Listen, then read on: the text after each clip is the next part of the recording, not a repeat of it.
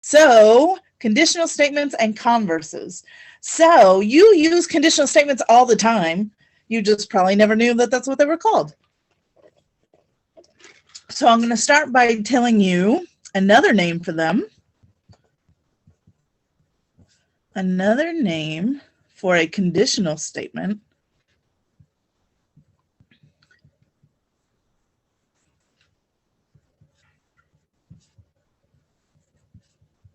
is an if-then statement.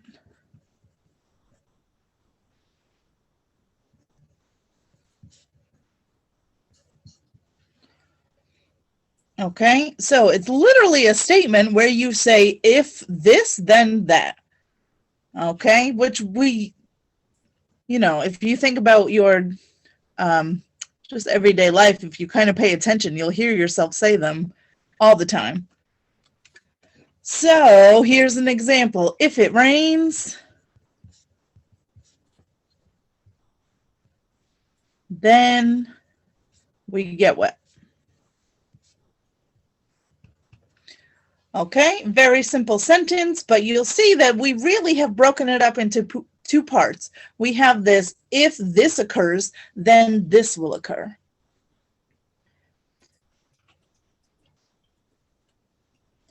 So you can clearly see why you might say an if-then statement instead of a conditional, because typically these statements have the words if and then in them. There are a few exceptions, though. We'll talk about that, but I always have these two parts. If blank, then blank.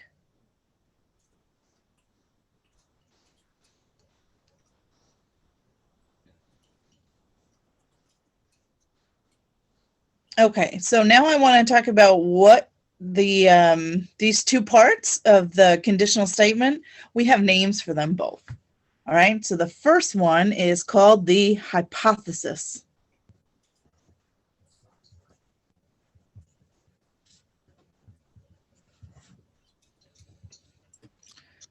So the hypothesis is going to be the portion of a conditional statement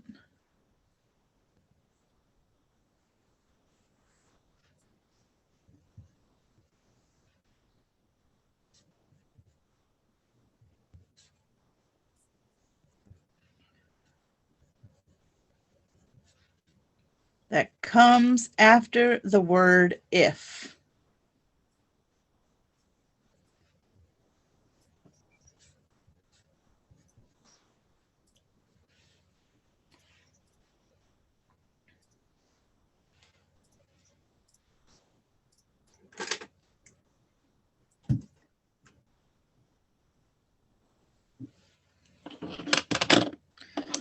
I'm going to define what we call the second part, and then we'll do some examples where we're highlighting the hypothesis. And the second part, which is called the conclusion. So we have hypothesis, and now let's add conclusion, and then we'll practice identifying both.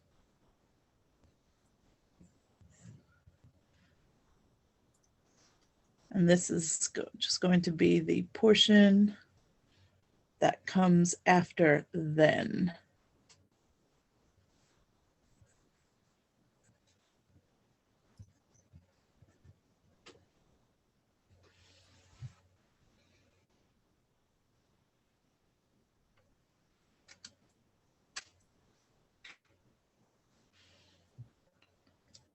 Let me give you a minute to get that all down.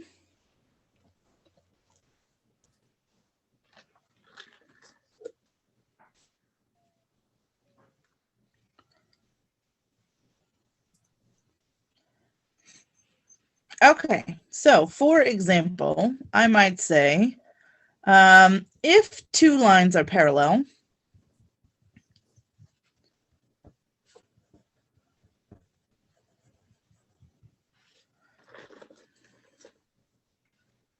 then they are coplanar lines that never intersect.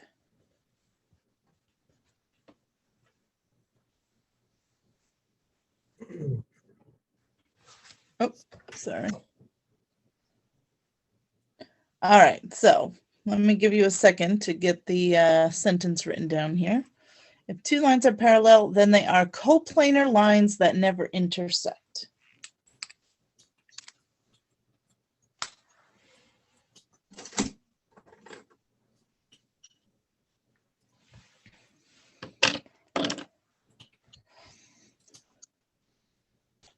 So what I'll be asking you to do is I will give you a conditional statement, and then I'll ask you to identify which parts of the sentence are the hypothesis and which is the conclusion. All right, so if your statement is set up as an if-then statement, it's really very easy, because whatever comes after if is the hypothesis, and then whatever comes after then is the conclusion. I'll give you some examples in a minute that are a little bit trickier, because they're not necessarily laid out exactly like this one is. But here, this really isn't so bad. If two lines are parallel, so the part that comes after the word if is the hypothesis. So that's going to be two lines are parallel. That right there is my hypothesis.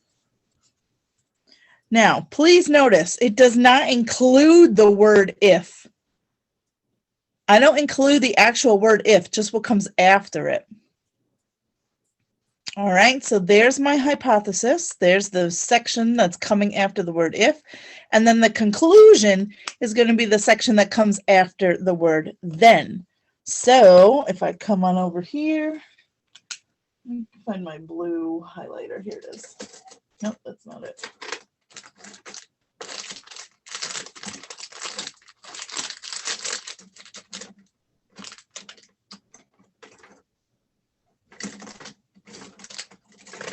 Here it is.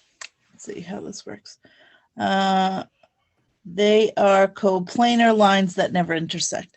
So that portion right there that I just underlined in blue, that's going to be my conclusion.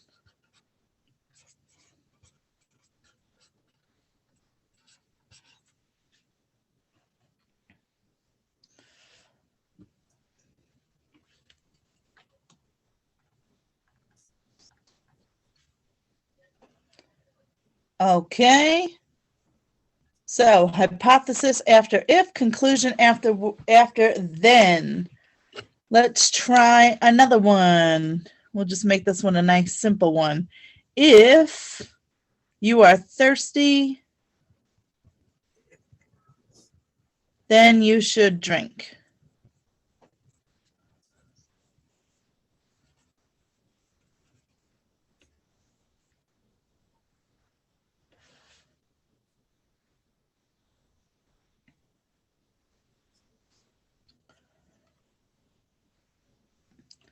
Okay, so take a minute and underline the hypothesis. If you have different color pens like I do, you should use different colors. If you don't, that's okay. Just underline it and put an H, and then underline the part that's a conclusion and put a C. This one's super easy because it's just like the last one. It's set up all nice. But you'll see an example in a second where it's not so nice.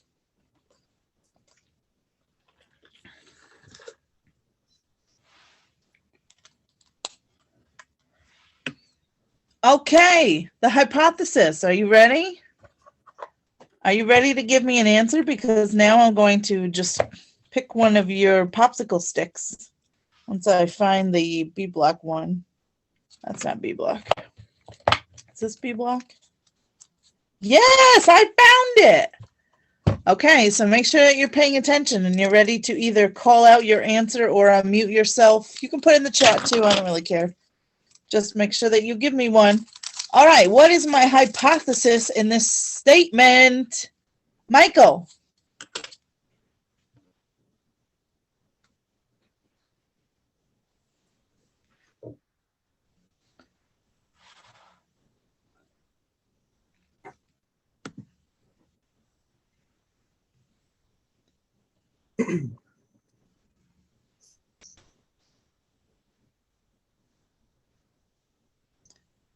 Yes, he says in the chat, if you are thirsty. So I'm just going to edit that a little bit.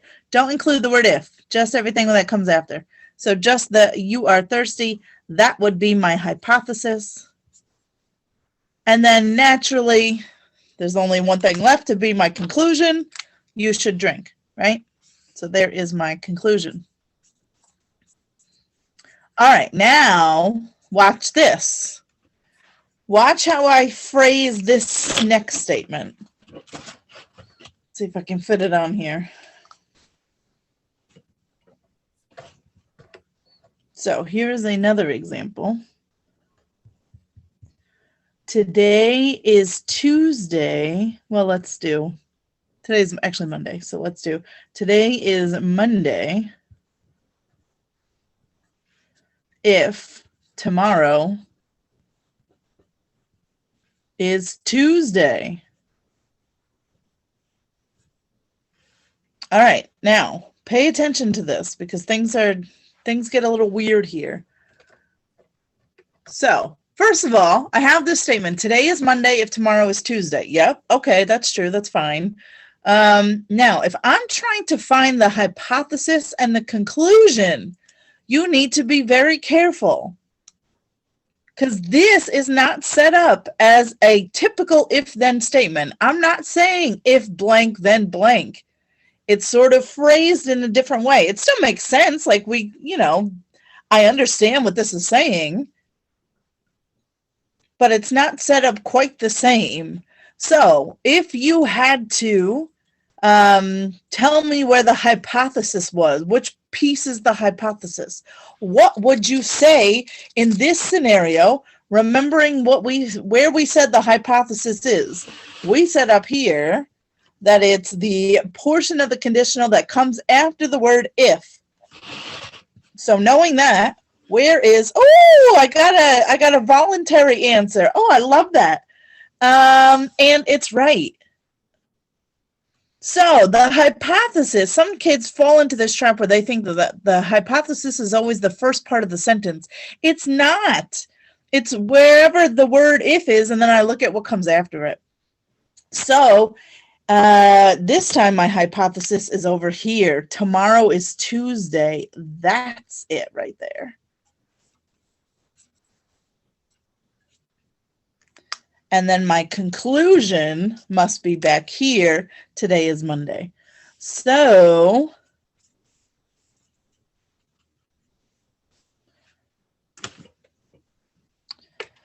there we have it. Be careful. Make sure you are watching and paying attention. You want to look for wherever the word if is and whatever follows that, that's hypothesis. Now, I will say that sometimes it's helpful to rewrite your statement so that it is if this, then that. So I'm even going to add that. You can rewrite a statement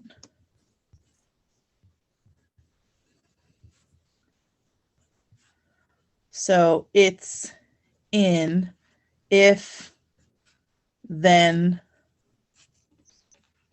format.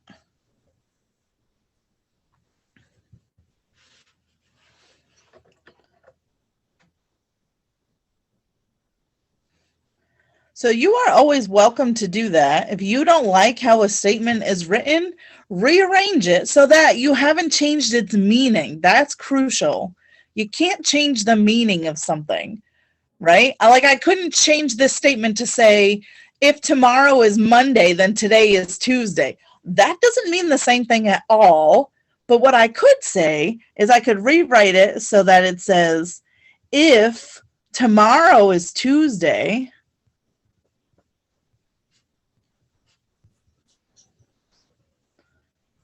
then today is Monday. That has the exact same meaning.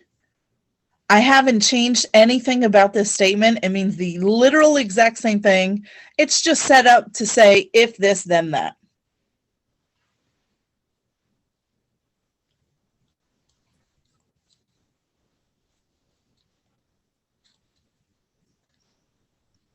And you'll see that I still have in my original statement, tomorrow is Tuesday was my hypothesis. Tomorrow is Tuesday is still my hypothesis.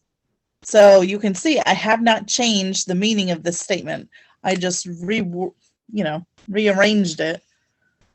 So that's still my hypothesis, and I still have my conclusion over here.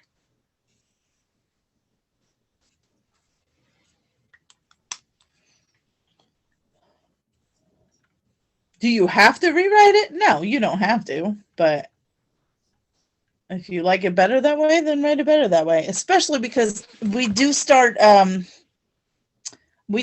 changing things with the statements. So if you always like to start off with if this, then that, then go for it. That's fine.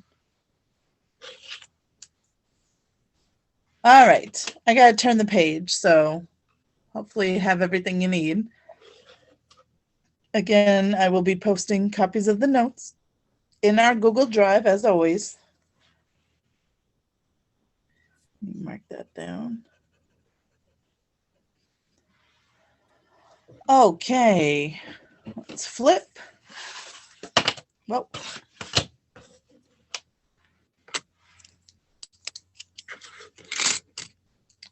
so now we're going to talk about a special, I don't know what you call it, thing that we could do to a statement called the converse.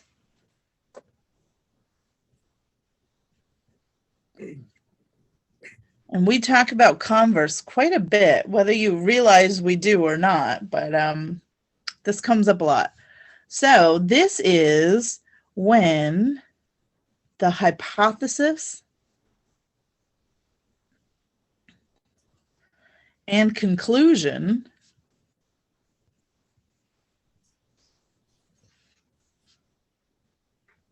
of a statement are swapped. What? Now listen, when you swap hypothesis and conclusion, you may or may not have a true statement anymore. We don't actually care right now about, it's called the truth value, if a statement is true or not. That's its truth value, it's true or false.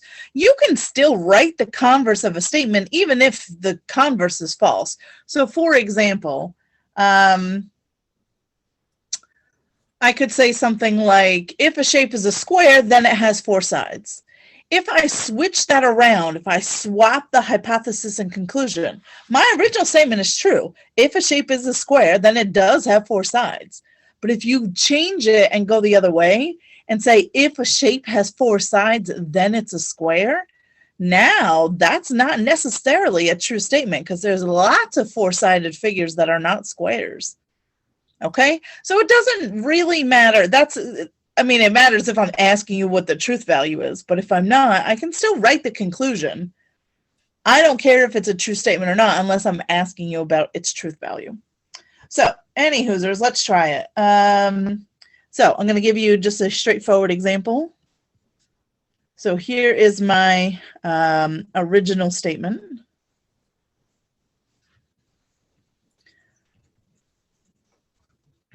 So I say, if the sun is out,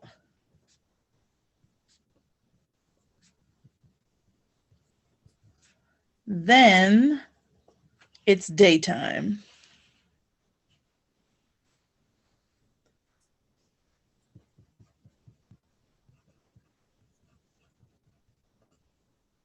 Again, I don't really care about whether this statement is true or false. I just have a statement and I want to give its converse. Right? So if the sun is out, then it's daytime. So what is the hypothesis of this statement as it's written? Let me choose a popsicle stick. William is not here, so he cannot answer me. Zoe's not here, so she can't answer me. But Jay, what would my hypothesis be of this statement? If the sun is out. Yes, just don't include the word if, just everything after it. So just the sun is out. Good. So there is my hypothesis. So then naturally my conclusion is it's daytime. So when I go to write the converse, I'm literally taking these two phrases and swapping them. Okay, now you do get a little bit of wiggle room because you want it to make sense as an English sentence. So you might have to play around with the tense, or it's really, I shouldn't say you're not literally always taking this and these two and swapping them. You want this idea to come first and this idea to come second. So you might have to, make it flow as a proper sentence. But this one wouldn't be so bad. If I literally swap what I underline, it would read, if it's daytime, then the sun is out. That's not so bad as an English sentence. We'll see some where it doesn't make sense. But this one's not so bad. That one's pretty good. So I'm going to swap the two, and that would be my Converse. Okay, so Converse is now going to read, if it's daytime, then the sun is out.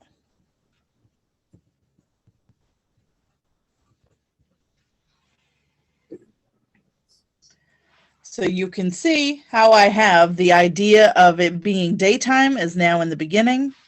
And then the sun being out, which is my hypothesis, is now at the end.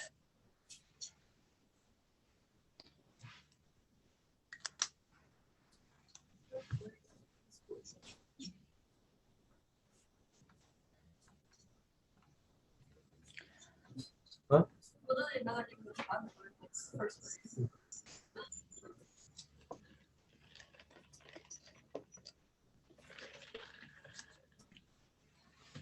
Okay, so let me show you one where it wouldn't quite make sense if you literally just swap the phrases, and you got to play around with the phrasing a little bit. So let's try this next example. If I said something like, so here is my original. I might say, if a shape is a triangle,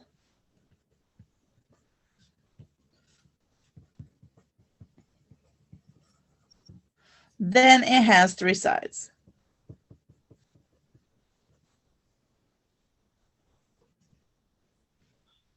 Okay, perfect. If a shape is a triangle, then it has three sides. So first, I want to identify hypothesis and conclusion here, as usual. So let me choose a random person from my pile here. Jeremy, you get this one. What is my hypothesis in this statement?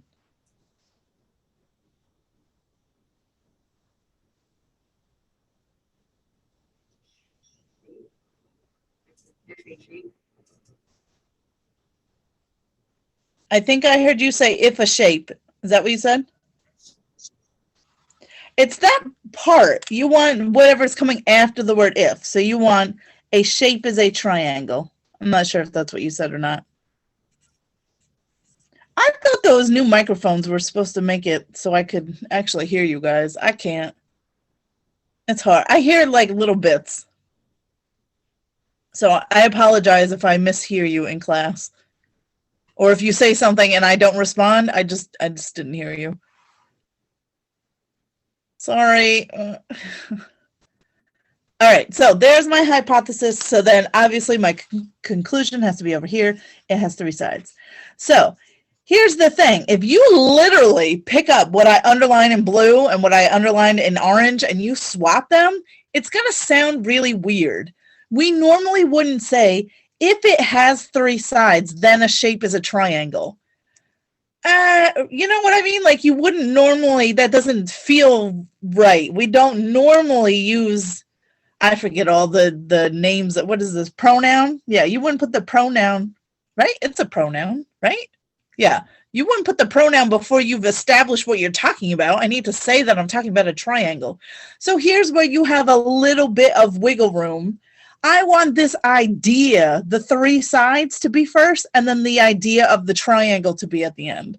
But I need to play around with the words a little bit so that it makes more sense as an English sentence, right? So what I might do when I go to write that converse Converse. Kids always seem to think that you have to literally pick them up and swap them, and you don't. It's the ideas you're swapping. So what would make a lot more sense is to say something like, if a shape has 3 sides, then it's a triangle. Doesn't that make more sense? That's much more like how we would normally speak. And I still have satisfied what I needed to for the conclusion. I have the 3 sides business coming first. The fact that it's a triangle at the end. That's what I want, okay? So don't get stuck thinking you literally are just picking the 2 phrases up and swapping. You can, but it doesn't really flow, so. But this is much better. If a shape has 3 sides, plural, right? 3 sides, then it is a triangle.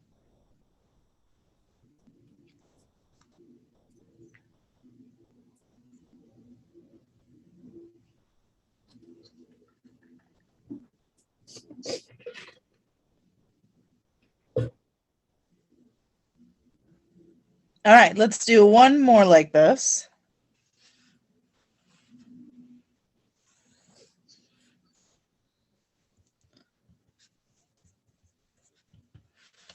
All right, so let me give you the original. I'm going to say, if the bell rings, then you can leave.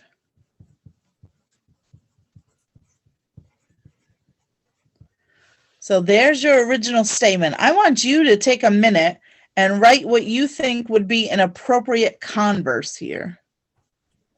So everybody go ahead and jot down how the converse would read. I'm going to call on one of you in a moment, so make sure you're paying attention.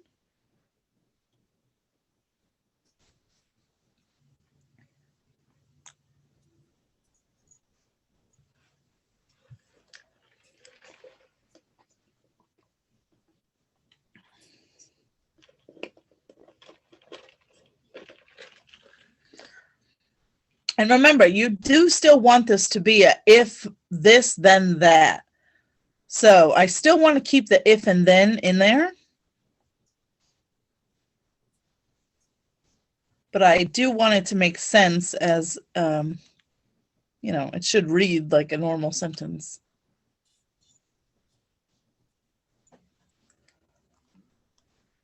Does anyone want to volunteer their statement before I call on someone at random?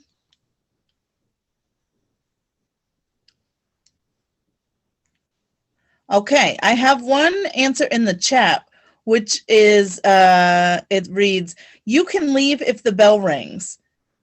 So here's the thing, that is actually not the converse, because they have, let's break this down. So if the bell rings, that's my hypothesis, right? Because that comes after the if. And then this here would be your conclusion. Oops, I messed up my colors. This is my conclusion. This I was supposed to underline in orange. I've been doing orange for the hypothesis this whole time.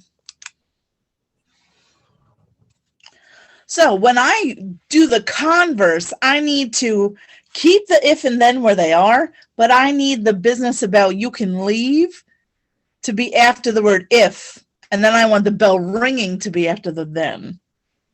So I know it's weird, because if you read it, you can leave if the bell rings is still your hypothesis because it's coming after the word if.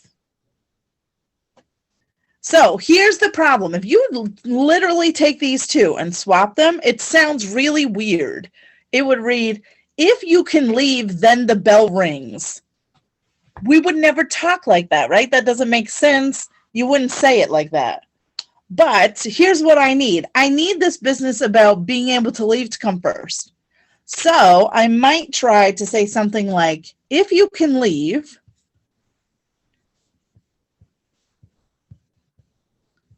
then, and now I need this business about the bell ringing to be at the end. But I wouldn't say, if you can leave, then the bell rings. I might say, then the bell has rung.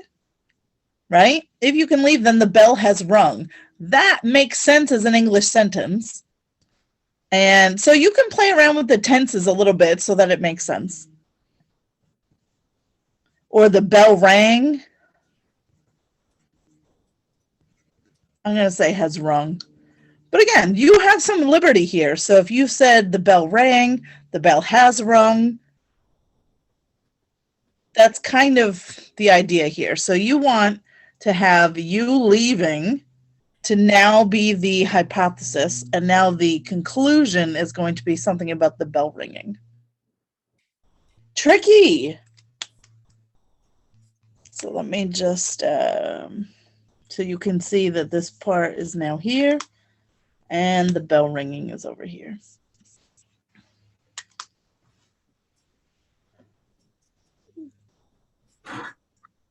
Okay, I just want to do one more example before I turn you over to the homework. And that sometimes you have a statement that doesn't have an if and a then in it. Sometimes it only has an if, right? And it's missing the then. So, for example, I might try and trick you with a statement like this. Let me think of one.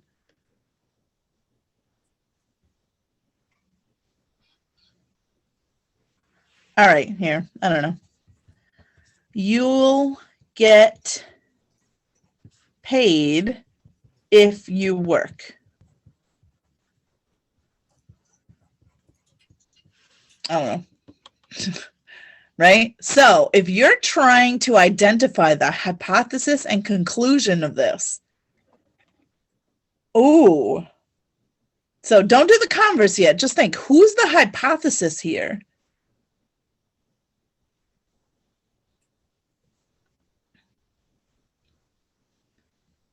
Anybody have it? What would my hypothesis be for this statement? Yes, you work. It's the piece that comes after the word if. So this here is actually my hypothesis. Orange, orange, orange. And then you'll get paid is my conclusion. What? So this is the time, because now if I ask you to give me the converse of this, it's weird to do that.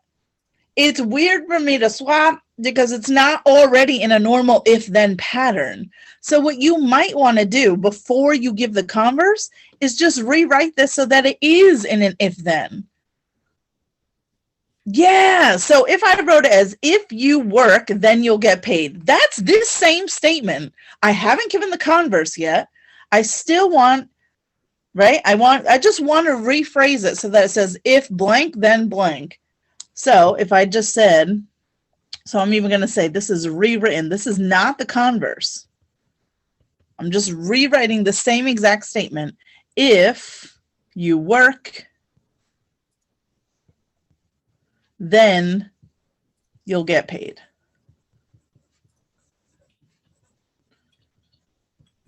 So that might just be one sort of middle step that'll stop you from messing up when you go to write the converse. Because it is weird to sort of jump from this right to the converse without sort of having this intermediate step. But now it's very easy to do the converse. Because now I know I just want the business about me getting paid to go first and then working at the end. So maybe I'll say, if you get paid, then you worked. That might be okay. If you get paid, I guess got paid. If you got paid, then you worked. Something like that. And again, not everybody's going to have the exact same thing, but you need to have the idea of getting paid first and then working at the end. There's the converse. I have taken that hypothesis and conclusion and swapped them. And I know it's weird because if you look at the original, it feels weird because getting paid was first and then working was at the end. So with the converse, you're supposed to swap, but you did swap them. I know, tricky. So be careful. That's how this middle step that is, you don't need it, but it definitely helps. I don't know. I personally think getting it in to say if blank, then blank if it's not already like that, that can help a lot. And then it's really easy to pick out whose hypothesis, whose conclusion, write the converse if I need to. So don't forget about that part. Okay, so any hoosers, does anybody have any questions right now? No, you sure? Okay. So I am going to lead you over to the homework. Your homework is on delta today. So give me a second. What do I got to do? I'm going to stop this share.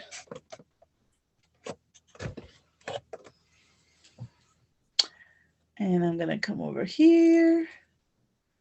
And I'm already on this. We are in B block. Let's see if it's there. It is. Look at me go. Ah! I'm trying to get better at like automating everything.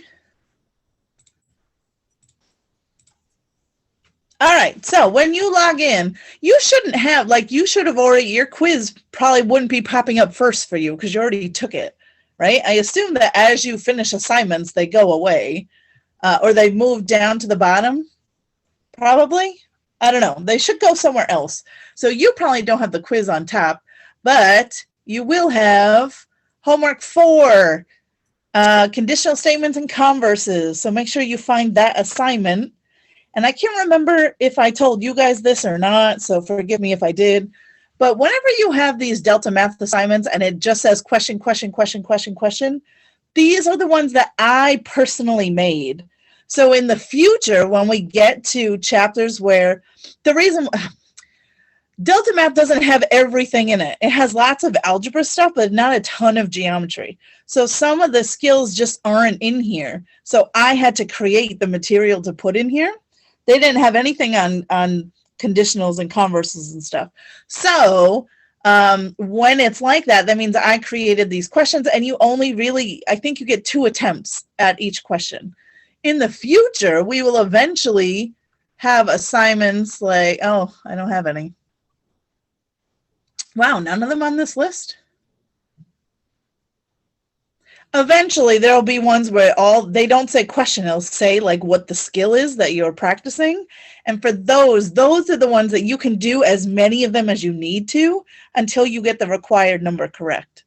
So look forward to those.